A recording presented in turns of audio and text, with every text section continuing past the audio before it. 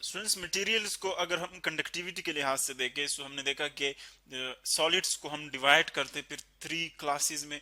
एक हमारे पास आया हुआ था कंडक्टर्स कंडक्टर्स दूसरा था सेमी कंडक्टर्स और तीसरा था इंसुलेटर। जस्ट हम उनको उनके कोड कोड लेटर से लिख रहे हैं। ये तीन क्लासेस हैं। कंडक्टर्स में जो है फ्री इलेक्ट्रॉन्स वास्ट अमाउंट में अवेलेबल होते हैं, बहुत इजीली इसमें इलेक्ट्रिक करंट फ्लो करते हैं। इस तरह सेमीकंडक्टर में एवरेज फ्री चार्जेस होते हैं, इंसुलेटर्स में फ्री चार्जेस नहीं होते। ये तीन हमने क्लासेस पढ़े।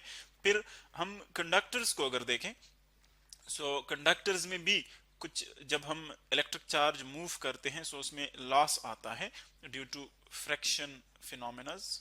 क्योंकि इसमें भी फ्रैक्शन होता है, जिस तरह के आम लाइफ में हम फ्रैक्शन फील करते हैं, इसी तरह जो इलेक्ट्रॉन्स मूव करते हैं वो एटम्स की वजह से, जो पार्टिकल्स है कंडक्टर के अंदर, उनकी वजह से ऑब्स्टेकल्स या जो रुकावट होती है उनकी वजह से रेजिस्टेंस फील करते हैं और उस वजह से लॉस होता है, उनकी एनर्जी लॉस होती है in the form of heat या अदर जो फॉर्म्स है। सो इसी तरह अगर हम इस लॉस को कम से कम कर दे और एक स्टेज ऐसा जाएगा कि वहां पर जो रेजिस्टेंस है जीरो बन जाएगा, यानी कोई लॉस वहां पर नहीं होगा।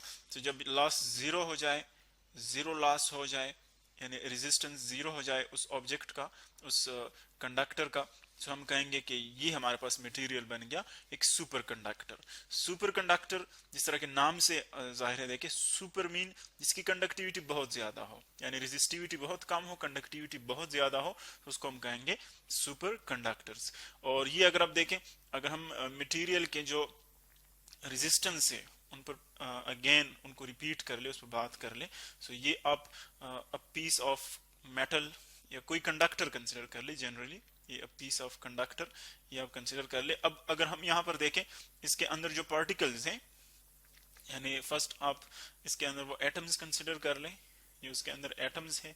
अब हम जानते हैं कि जो कंडक्टर्स हमारे पास, या नॉर्मली आप मेटल्स ले सकते हैं, वहां पर जो लास्ट उनके वैलेंस इलेक्ट्रॉन्स है वो क्या करते हैं, वो फ्री होते हैं, यानी वो कंडक्शन बैंड में चले जाते हैं। और इसका मतलब ये है कि वो फ्रीली मूव कर सकते हैं, वो अवेलेबल होते हैं इलेक्ट्रिक करंट के लिए। सो यहाँ पर ये उनके जो पॉजिटिव आयन्स रह जाते हैं, फिर यानी इलेक्ट्रॉन्स वहां से निकल गए, सो ये वो पॉजिटिव आयन्स हमारे पास रह जाएंगे, क्योंकि इस पर पॉजिटिव चार्जेस ज्यादा होंगे। और जो फ्री इलेक्ट्रॉन्स हैं वो रैंडमली मूव करते हैं, जिस तरह की गैस मॉलिक्यूल्स मूव करते हैं रैंडमली, बिल्कुल उसी तरह मूव करते हैं इस मेटल के अंदर, इस बॉडी के अंदर। तो देखिए वो फ्री इलेक्ट्रॉन हम यू ड्रॉ कर सकते हैं यहाँ पर, ये वो फ्री इलेक्ट्रॉन है जो कि हर एक एटम से एक, या जो वैलेंस इलेक्ट्रॉन जितने भी है एक या दो, वो यहाँ से निकलते हैं। सो ये वो फ्री इलेक्ट्रॉन्स है जो हम स्मॉल डॉट से शो कर रहे हैं।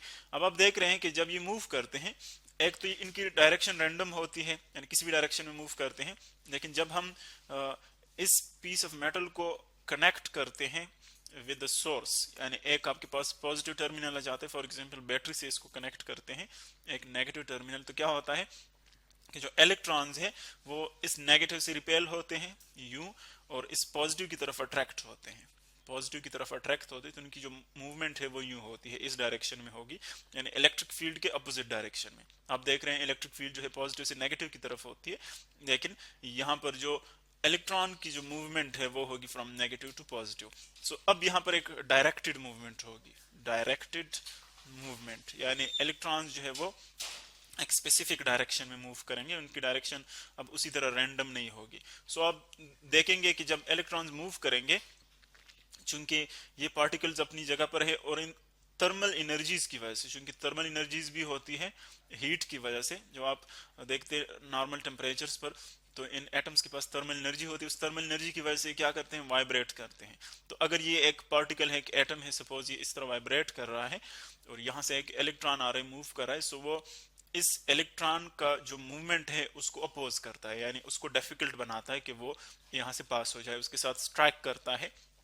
सो इसी तरह अगर हम ज्यादा से ज्यादा वो पार्टिकल्स कंसीडर कर ले, इसका मतलब है कि इलेक्ट्रॉन्स जो है वो उसके साथ कोलाइड करते हैं, टकराते हैं, और उस कोलिजन्स की वजह से, ये जो कोलिजन्स है एटम्स और इलेक्ट्रॉन्स के दरमियान, इनकी वजह से क्या होता है, इस अपोजिशन को हम कहते हैं रेजिस्टेंस, इलेक्ट्रिकल रेजिस्टेंस। और इस रेजिस्टेंस की वजह से क्या होता है कि उसकी जो एनर्जी है वो लॉस हो जाती है। यानी एक्चुअली जिस तरह के आम लाइफ में हम मूव करते हैं फॉर एग्जांपल सरफेसेस पर, और फ्रैक्शन की वजह से जो एनर्जी है वो लॉस होती है, बिल्कुल इसी तरह यहाँ पर रेजिस्टेंस में एनर्जी लॉस होती है। सो जब एनर्जी लॉस होती है इसका मतलब ये है कि हमें इलेक्ट्रॉन्स को मूव करने के लिए एक सोर्स रिक्वायर्ड है, ताकि वो कंटिन्यूसली उनको again and again energy provide कर सके। चूंकि एनर्जी जो है वो लॉस हो रही है तो हमें इलेक्ट्रॉन्स को मजीद एनर्जी देनी पड़ती है, और उस सोर्स को हम बैटरी भी ले सकते हैं, कोई जनरेटर भी आप ले सकते हैं, कोई भी इलेक्ट्रिकल सोर्स ले सकते हैं। अब अगर आप टेम्परेचर आहिस्ता आहिस्ता कम कर लें सो इनकी जो वाइब्रेटरी मोशन है वो क्या हो जाएगी, रिड्यूस हो जाएगी, यानी एनर्जी कम होगी सो इनका एम्पलीट्यूड कम हो जाएगा। जितनी आप ज्यादा एनर्जी कम करेंगे उतनी उनकी वाइब्रेटरी मोशन कम हो जाएगी, रेजिस्टेंस उसकी वजह से कम होगा। तो इसका मतलब है कि टेम्परेचर कम करने से एक स्टेज ऐसा आएगा कि वहां पर जो रेजिस्टेंस है वो जीरो बन जाएगा, यानी जितना हम कम से कम करते जाए इसको तो एक स्टेज पर रेजिस्टेंस जीरो हो जाएगा, और जिस स्टेज पर रेजिस्टर जीरो हो जाए वहां पर ये जो मटेरियल है ये एक्ट करेगा एज अ सुपर कंडक्टर, ये एक्ट करेगा एज अ सुपर कंडक्टर। वही मटेरियल है, जस्ट हमने उसकी टेम्परेचर कम कर ली तो एक स्पेसिफिक टेम्परेचर पर उसकी जो कंडक्टिविटी है वो मैक्सिमम बन जाती है, उसमें लॉस जो है वो जीरो हो जाता है। तो इसका मतलब ये है कि अब यहाँ पर कोई लॉस नहीं हो रही, no loss of energy, no loss of energy, कोई एनर्जी जो है वो यहाँ पर वो लॉस नहीं कर रहा। तो इसका मतलब ये है कि यहाँ पर अगर हम करंट प्रोवाइड कर ले इस सिचुएशन में so it will move for ever, it will move for ever. जिस तरह कि आप न्यूटन लॉज से जानते हैं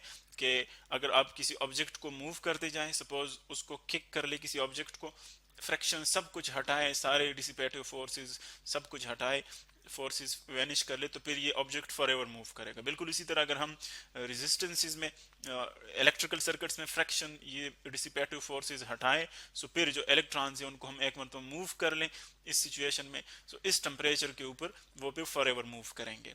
तो यहाँ पर नो लॉस ऑफ एनर्जी होगी।